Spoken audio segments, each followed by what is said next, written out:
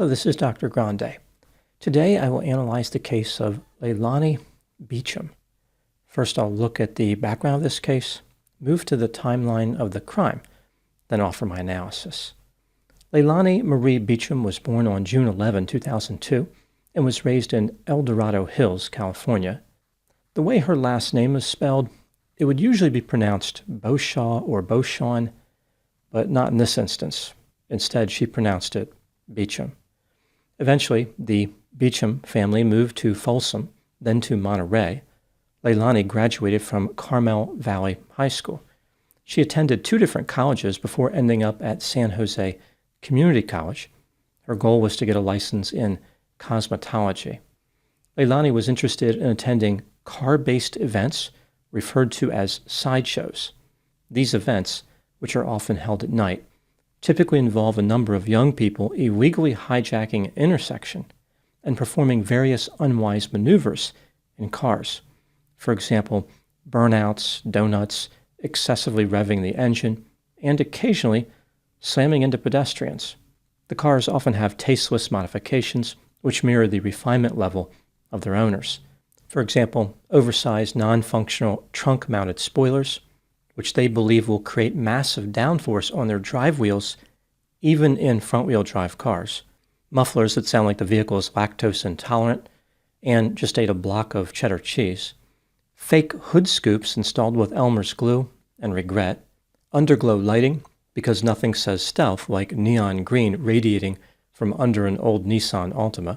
Stickers from performance part manufacturers, which often represent the full extent of the part installation achieved by the car's owner, suspensions lowered so much the oil pan functions as a skid plate, and whistles designed to sound like a turbocharger in vehicles that are not equipped with a turbocharger. The term sideshow is fitting because it means a performance off to the side of the main attraction at a circus or a carnival.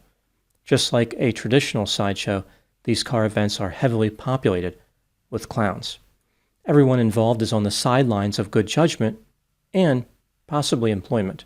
The sideshows draw a law enforcement response and are typically shut down pretty quickly, but in the meantime, the participants can harass law-abiding citizens and disrupt traffic.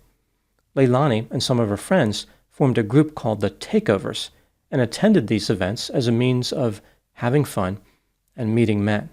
In May 2021, Leilani started dating an Air Force airman named Juan Peralta. Once the couple drifted apart, Juan started dating a woman named Jessica Quintanilla. Jessica was 2 years older than Leilani and was also very active in the sideshows.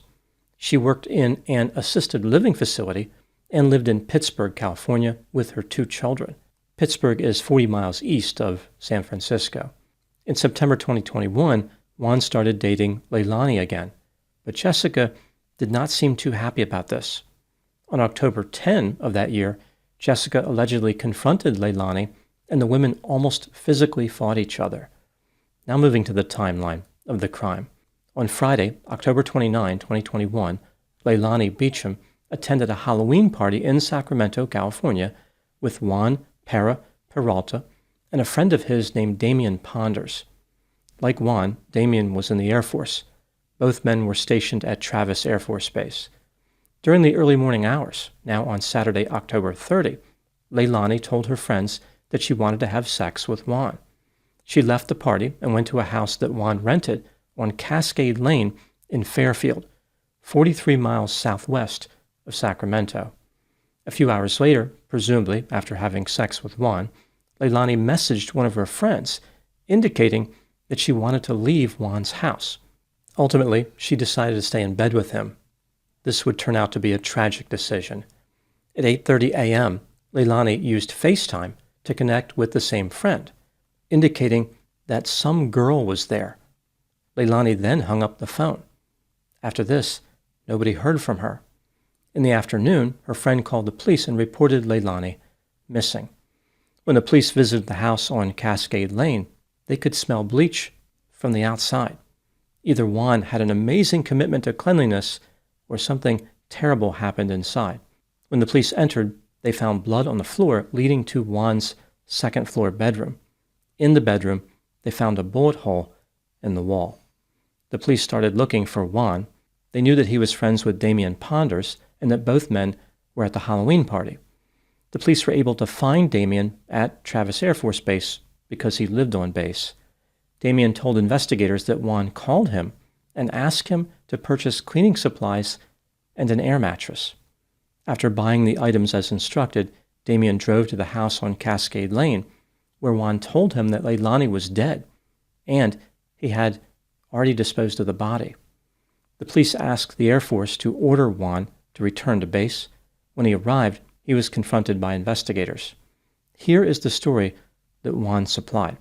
On Saturday, October 30, 2021, he and Leilani were in bed together at his house. Juan's former lover, Jessica Quintanilla, showed up uninvited and let herself into the house. This was at about 8:30 a.m., the same time Leilani contacted her friend using FaceTime to inform her that some girl was there. Undoubtedly, Leilani was referring to Jessica. Juan climbed out of bed and argued with Jessica, telling her to get out of his house. Jessica said that she was going to get her things and leave. As the argument continued, Jessica pulled off some of the covers and saw Leilani on the bed in a clothing-challenged state. Jessica said, "Blank?" a word that rhymes with ditch.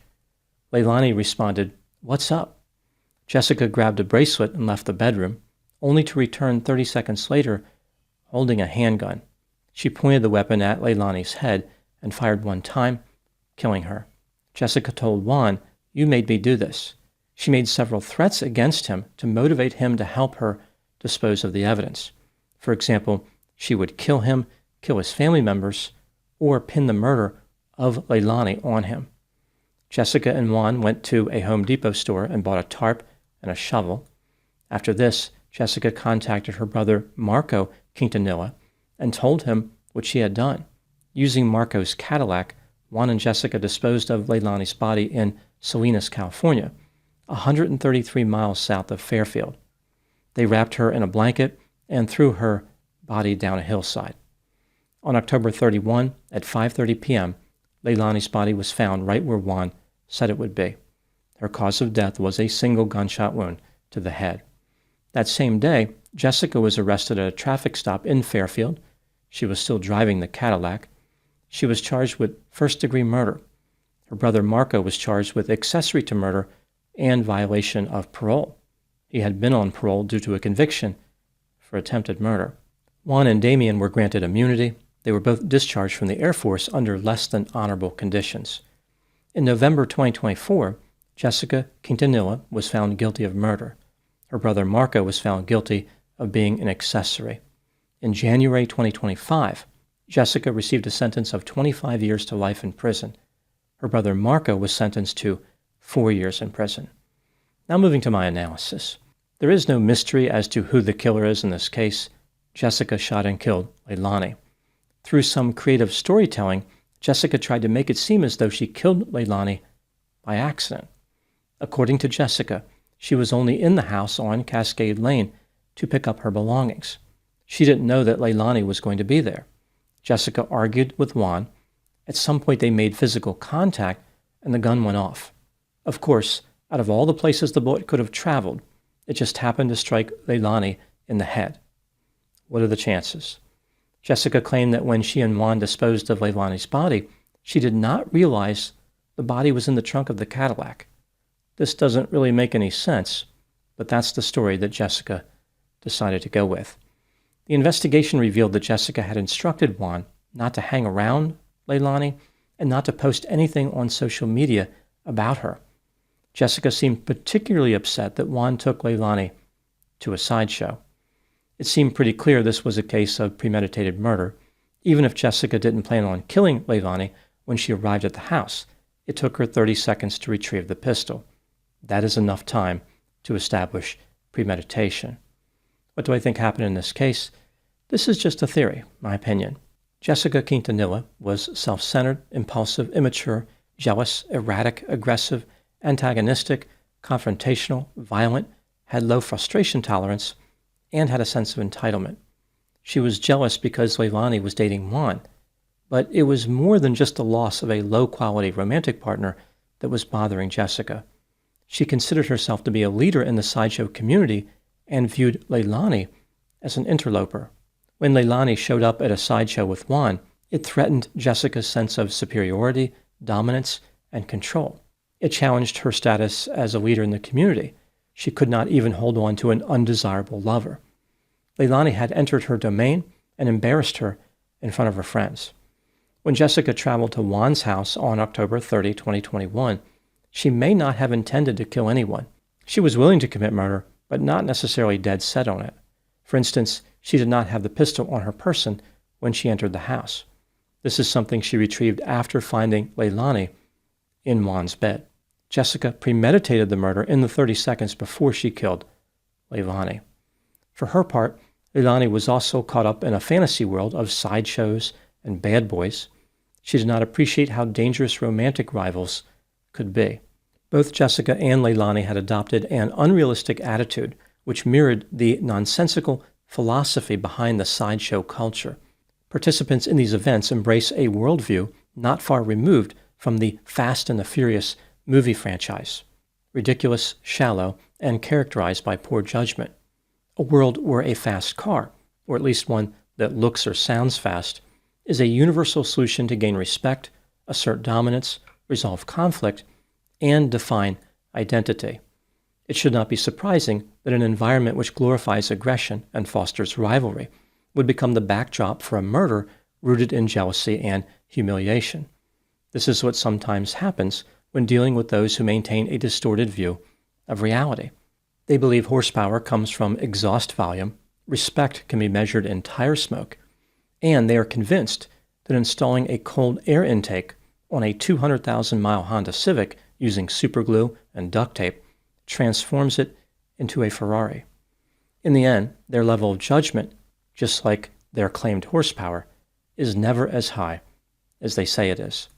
The fast and the furious lifestyle may be exciting and seemingly carefree, but the slow and the well-mannered lifestyle is associated with outcomes including stability, success, and remaining alive. Those are my thoughts on the case of Leilani Beauchamp. Thank you so much for watching. I'll talk to you soon.